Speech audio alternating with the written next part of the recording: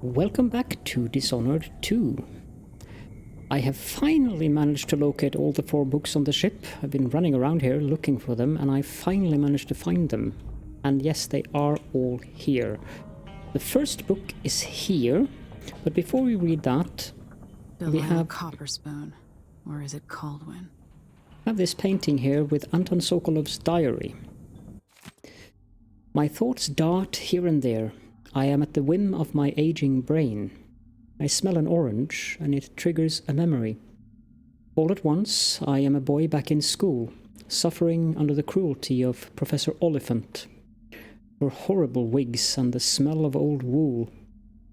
The wool reminds me of my suits. I used to have them custom made. The suits remind me that I was once a man of position. And then I am thinking of my own cruelties, terrible deeds performed in the name of science, progress, or profit. And then I'm flooded with regrets and guilt. Then, just as suddenly, I'm hungry, or thinking about my knees, or a nap.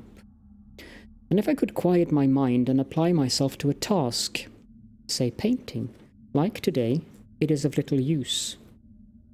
I find it odd that at a time when I thought I might enjoy some rest and expand on my paintings, that my eyes are not as sharp as they need be and my hands quiver unexpectedly. The smell of the paints assaults my nose and muddles my thoughts. Did they always smell so? Still, I have begun work on a canvas. I have no name for it yet.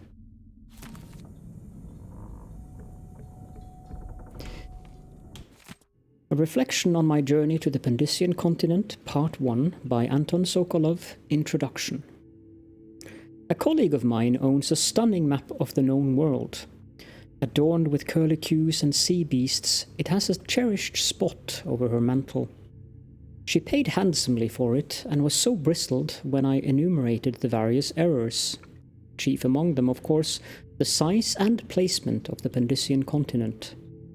Oh, how cartographers are loath to show how small and distant our empire really is compared to that giant landmass. As if Pandysia were but a few days' journey from Aran. Every veteran ship captain knows that it takes months to reach those shores. I had no doubt that Pandysia was rich in resources, but a place must be understood if we ever hope to exploit its myriad treasures. These were my thoughts as I agreed to join the ill-fated expedition, and so it was, on the 3rd day of the month of Earth, under calm and grey skies, that the great sea vessel Antonia Aquila set sail with captain, crew, researchers, and myself, 38 of us total, for what would be the most terrifying and spiritually draining experience of my life.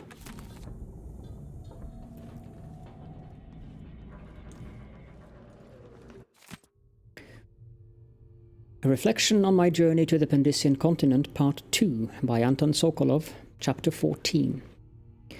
We were only miles from shore, but our approach was marred by numerous hidden reefs and jagged rocks. They lay shallow, and we spied 2 vessels that had succumbed to them some time ago. The remaining crew was uncharacteristically silent as we edged by the weathered wrecks. The first mate declared a particularly narrow channel to be unpassable, but the captain dispatched 10 crewmen onto the submerged coral with sledgehammers. Thereafter, each chest deep in water, they pulled the Antonia Aquila into the tiny channel with ropes. It proved a marvelous solution. However, just as we were about to lower the rope ladders, tragedy struck as the men were beset by a school of reef-dwelling eels. Apparently, their toxic bites were quite painful. From the railing, we could see them swarming the men who begged us for aid before succumbing to the paralytic effects of the toxin. Within moments, all were still in the water. We continue on in silence, and by sunset we had cleared the bars and put anchor in a bay with a red rock beach and emerald overgrowth beyond. I confess I was near giddy to put my feet on land again. The smell of ripening fruits and warm earth was as pleasing to me as a cherished vintage. We gathered wood and made fires, and indulged in some tinned meat and lemons from our stores. How good it was to slumber on the beach with a crackle of embers nearby, having finally escaped the cramped and damp quarters of our vessel. We took turns with the watch and passed a quiet night. At last we stood on Pandyssian soil. A Reflection on My Journey to the Pandyssian Continent, Part 3 by Anton Sokolov, Chapter 15. At dawn, I set out with a group that foraged east and included 2 other natural philosophers and 4 crewmen. We used blades to clear the vegetation that grew thickly here and slowly made our way away from the shore up a steep incline. Our purpose was to gather samples of the native plants for our research journals.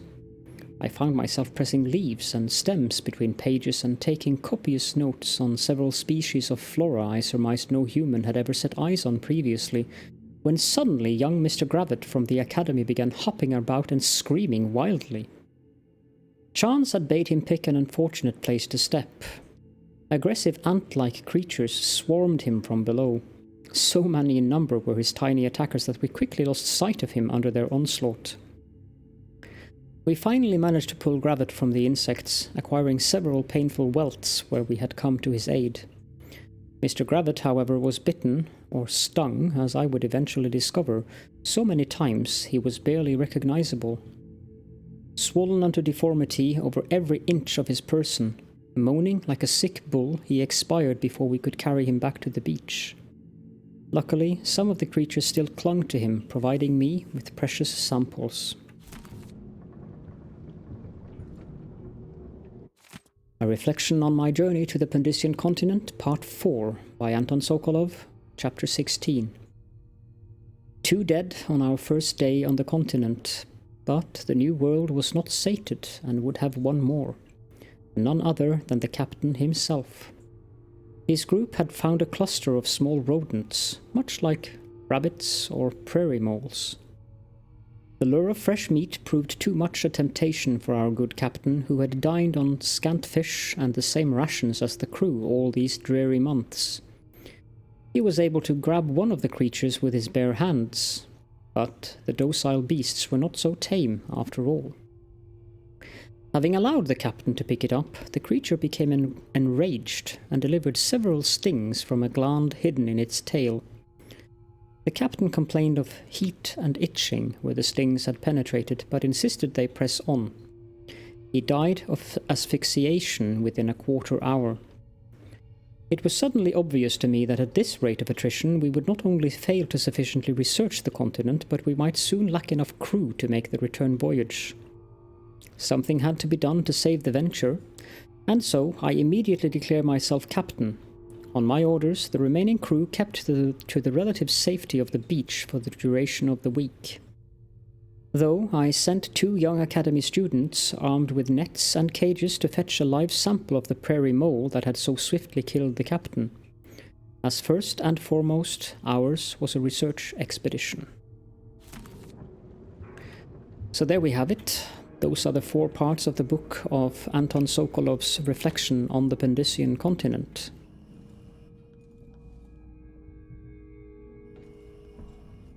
As you may have surmised, the Pandyssian Continent is quite dangerous. So now, after having read those books, let's head on into the city. We'll take the skiff. I don't want to bring the dreadful whale any closer than we have to. There is a small dock in Cyria Gardens, close to the Conservatory. That's as far as I can take you. Ready to go? Yep, let's go. Let's go.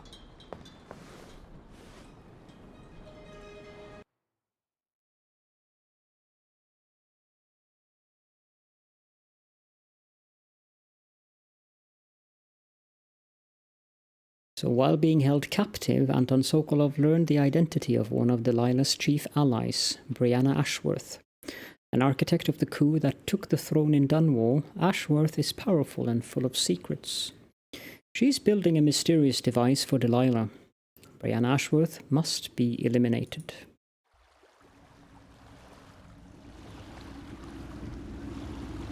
There'll be a Grand Guard presence outside the Royal Conservatory. Inside, Be prepared for anything. Ashworth runs with an eclectic crowd. They'll be the real danger. Someday I'd like to know more about how you met Ashworth. I know you would. Trust me. Ashworth is important to Delilah. Which brings up something else. You might be able to exploit the Abbey of the Everyman in removing Ashworth from play. Turns out the Vice Overseer in Karnaca has been watching Ashworth from a hidden outpost near the Royal Conservatory. Check it out first if you want more options. Remember, if she's still working with Delilah, Ashworth is a grave threat. Thanks, Maggie. See you soon.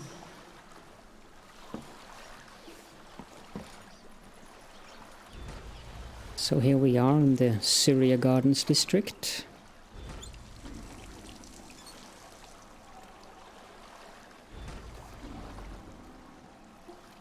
No interest here.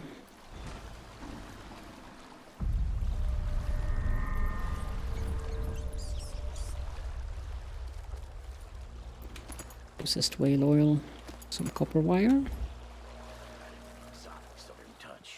I don't get it. When I went to Dunwall, I brought back the Rivercrest show to use as an ashtray, because it reminds me of good times. But what's the point of buying wood from a country you never visited? Lady Shersha has money, so she gets the wood she wants.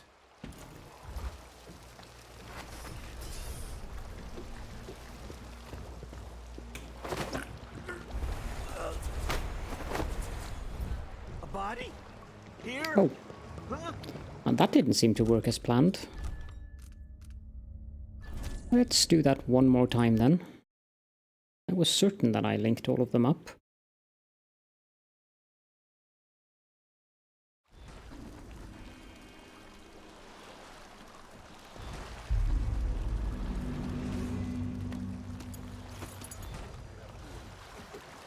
Long as it takes. We'll be picking up balusters and spindles made of Zirconin umberwood. I thought the old Duke Theodanis outlawed Umberwood export to protect the trees. I can't keep track of all the decrees. My client's refurbishing her gazebo, Okay, adding an exotic so that's southern touch. unlinking. I don't get it. When I went to Dunwall, I brought back a Rivercrest show to use as an ashtray, because it reminds me of good times. But what's the point of buying wood from a country you never visited? That's better.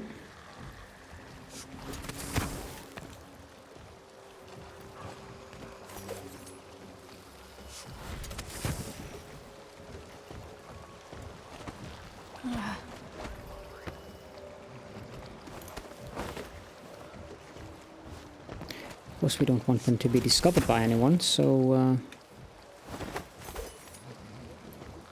dumping them behind here seems like a good idea.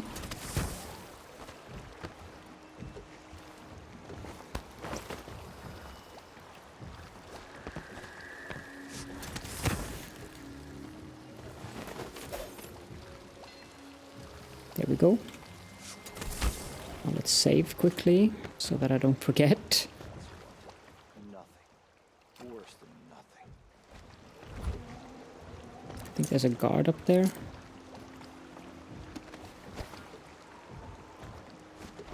Let's check the boat first.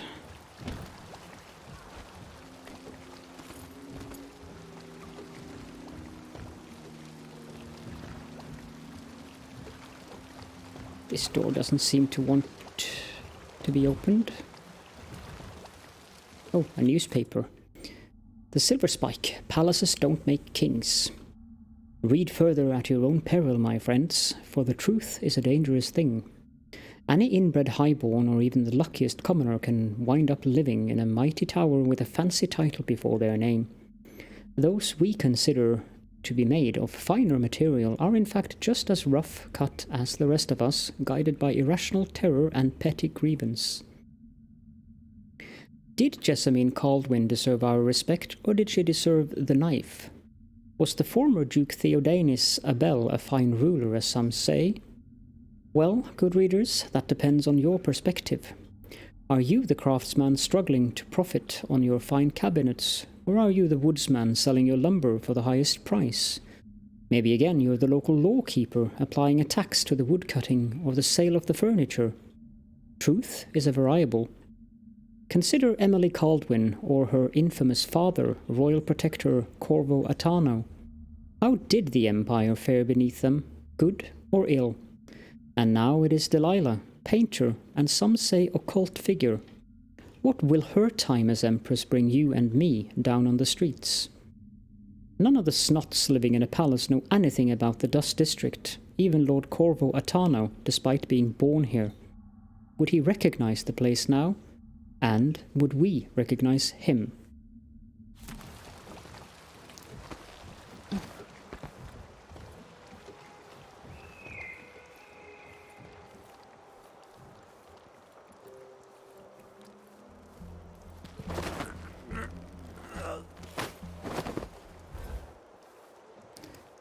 What I just did there is a slightly risky move, but because there are other guards up there, and they could have seen me.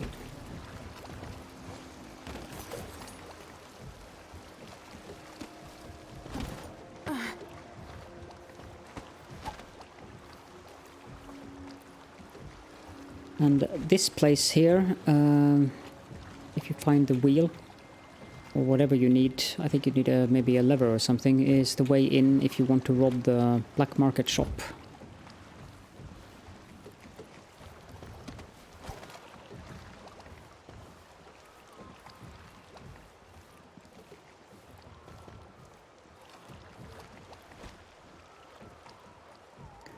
That said, I don't remember where the lever actually is, so...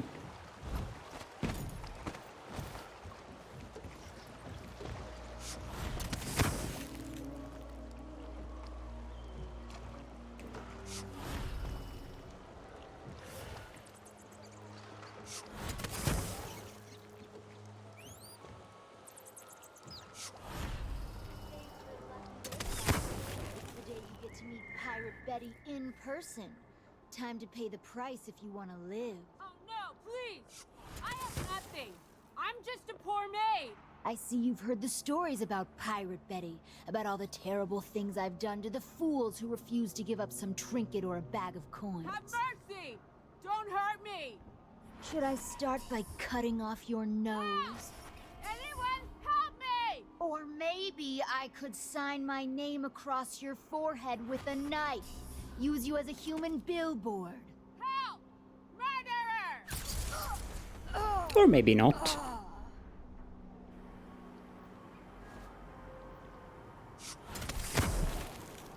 As you may have surmised, this was just one of those elaborate ruses to try to pull in some innocent bystander.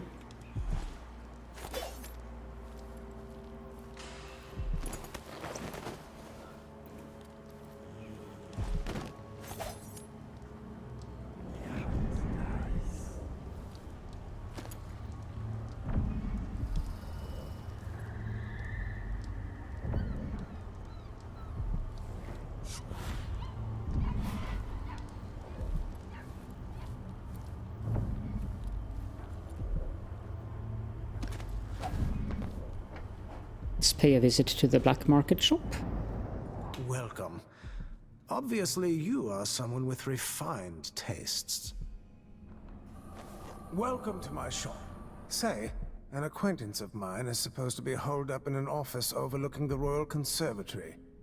Check on them if you're headed that way. I'd check myself, but the streets are locked down. I'd make it worth your time. I'll think about it. See anything you like?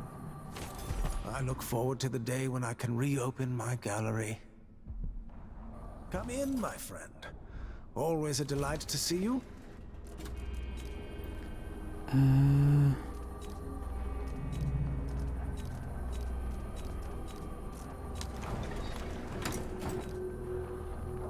save combination we want. Excellent choice.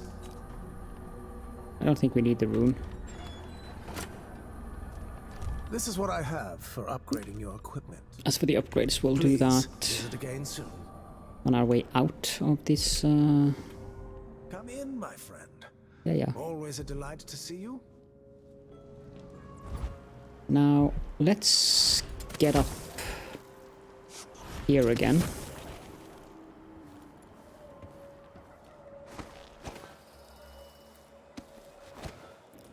And we move onwards up here. Save. And we can move down there. And save. Link him. To her. To him. And poop.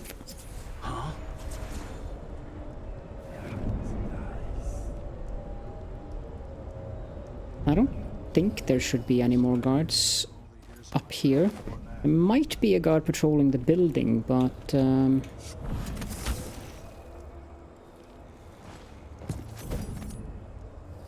I don't remember. I think it was the elite guard that we took out, who is responsible for the patrolling. Regardless, we'll put these guys up here.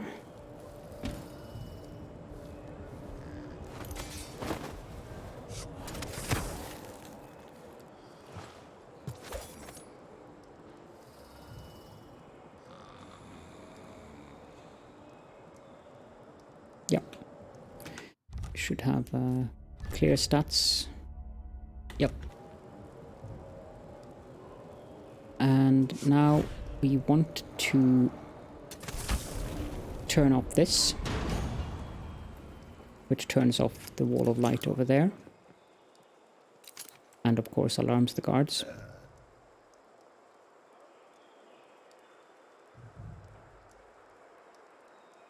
That should potentially make one of them want to go up here and check on that windmill.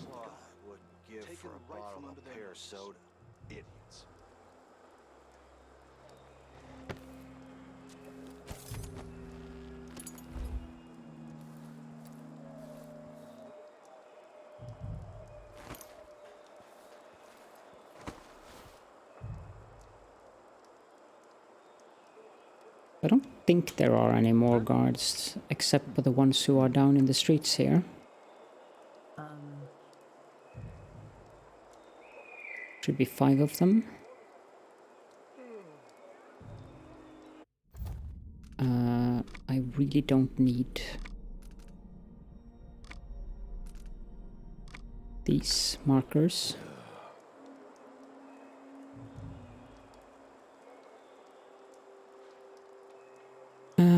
It doesn't seem like as if anyone is going to come up and check on the windmill.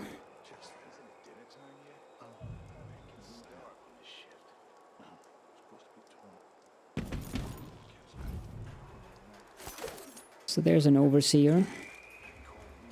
Sound asleep. Now he's even more asleep.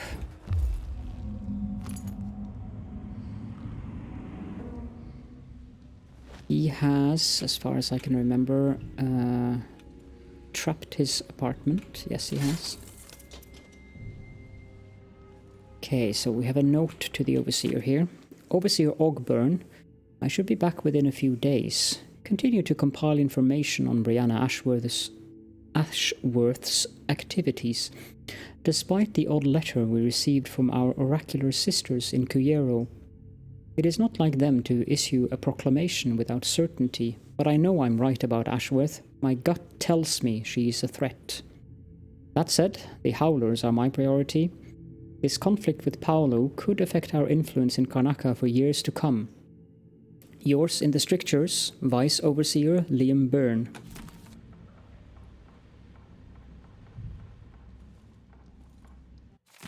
Oracular Order Divided.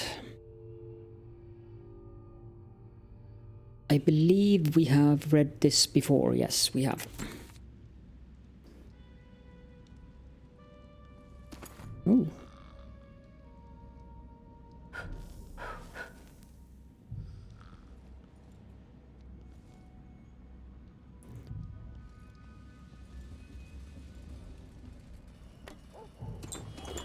Battery solution. Pistol bullets.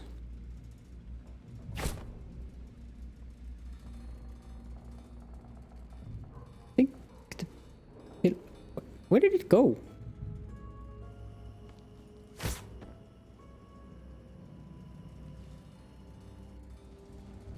haven't got the foggiest. Oh, there it is. Anything in here? Nope.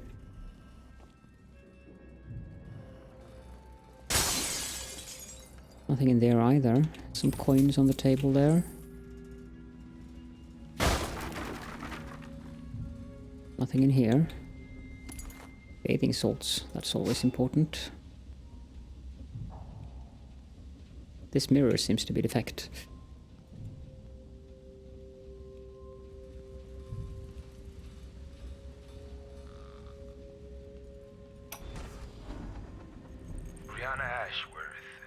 Curator of the Royal Conservatory. For a while, I believed Ashworth had some connection to the occult in Karnaca. Something is happening that I don't understand. The overseers are the forward face of the Abbey, but equally important are our sisters from the Oracular Order. To be direct, I suspect something is wrong within their sect. Subtle changes to the types of proclamations they've been making. Small, but troubling deviations from tradition. But publicly saying anything along those lines will get me accused of heresy by my rivals within the Abbey. Is it possible that Ashworth has infiltrated the Oracular Order? So Vice Overseer Byrne thinks Ashworth is interfering with the Oracular Order. If true, it's another reason she has to be eliminated. On the Oracular Order by Douglas Harwickle, historian. And this one we have also read earlier. This is a map of the Royal Conservatory.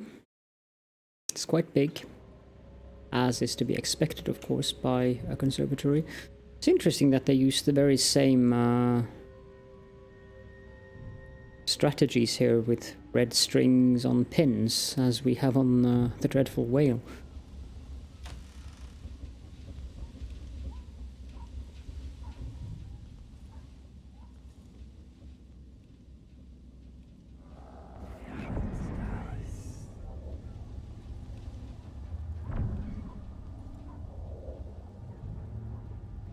Doesn't seem that any guard bothered to walk upstairs.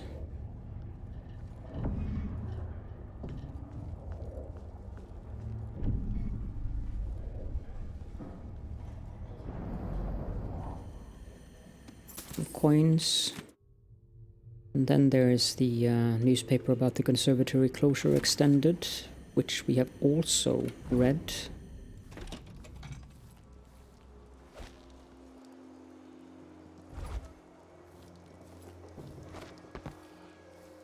There's the matter of this shelf. Not much of interest there. That staircase goes up to nowhere.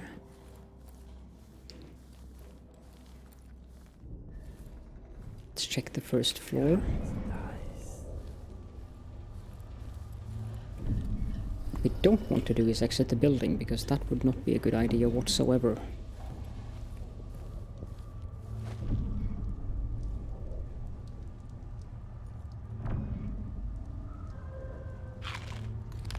Yum yum, rat skewer. Okay, let's run back upstairs. Probably close the door to his apartment. The poor guy can sleep in peace.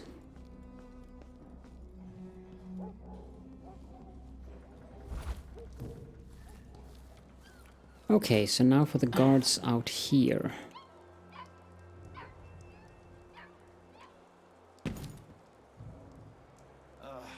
I hate this wool. It itches like mad. Why can't I wear my regular clothes? I told them he was too skinny. Told them he wouldn't last a day.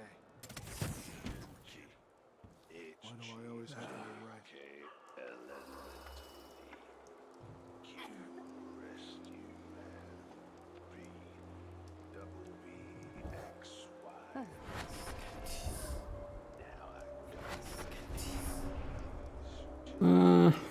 Can we? No, cannot. One night, now I'm covered in shame. They can rot in the void for all I care. I've got enough to worry about without their constant complaining. We've got two of them linked.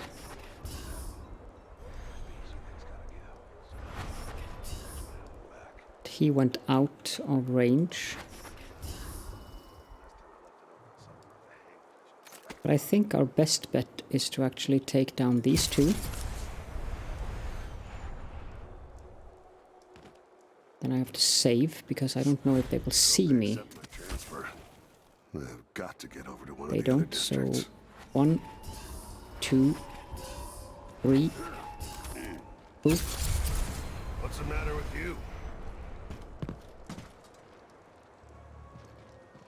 That was interesting. I didn't see the guard inside the guardhouse, so we got one body discovered there, but that's not really a major concern. So time to start moving them, I suppose.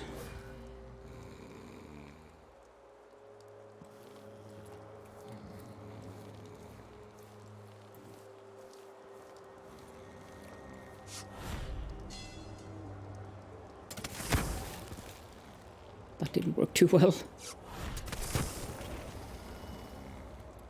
We want to put them up here.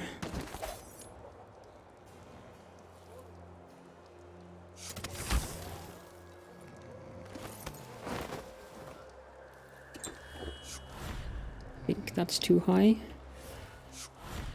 No, there is one spot there where we can get up.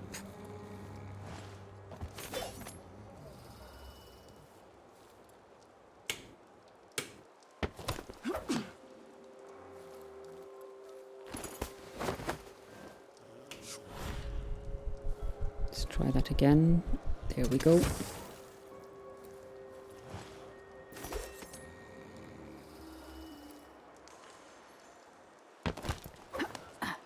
Then the final two guards.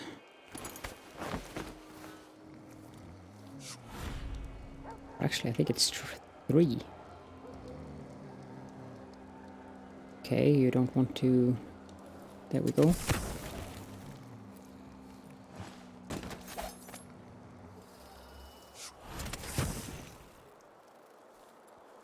This guy.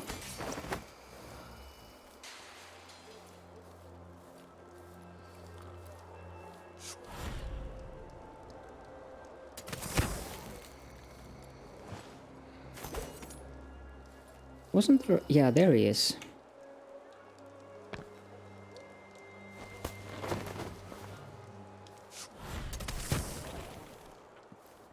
So, a pile of 6 guards.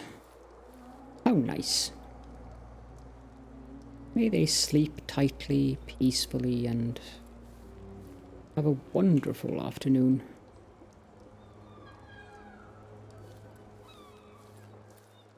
Okay, let's jump down there. Take a look inside of this guardhouse. Squad orders. The area surrounding the Royal Conservatory remains in lockdown.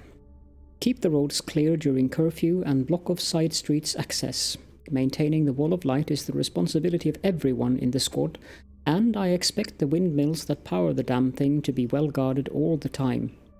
If any irregularities occur, contact the technical officer immediately.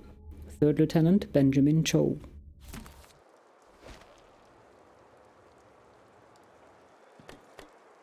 Anything else we want here? Let's go up here. I think there's someone in this apartment. Yep. Sleep tight. You wouldn't want to wake her up. Mine collapses. Numerous casualties. A representative from the miners' family committee reports that another silver mine has partially collapsed, leaving 8 miners injured and killing 12. The committee maintains that the Duke's unrealistic production goals were the true culprit, citing the overlong shifts that have been in practice since mine owner Aramis Stilton disappeared. The mines are now managed directly by the Grand Palace until such a time as Stilton returns or until a new director can be found. However, the Grand Palace's official statement blamed the collapse on human error and threatened to arrest anyone found guilty of demoralizing the people of Karnaca. We, at the Karnaca Gazette, certainly support the effort to maintain Serkono's unity. Our thoughts go to the families of those injured or killed. Ah, this wonderful, wonderful, gentle Duke Luca Abel. Some bathing salts, a few coins, pearl fan, and an Addermeyer solution. I don't think there was anything else here. Yeah, just food. I believe there is no possible... No, this is for sale apparently. But we can get out on the balcony up here.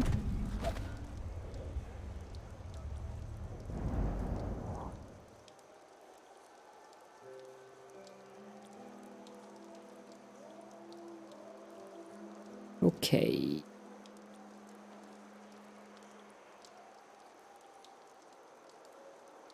Well, I think that this is a very good spot to end the episode, actually. So that is exactly what we'll do.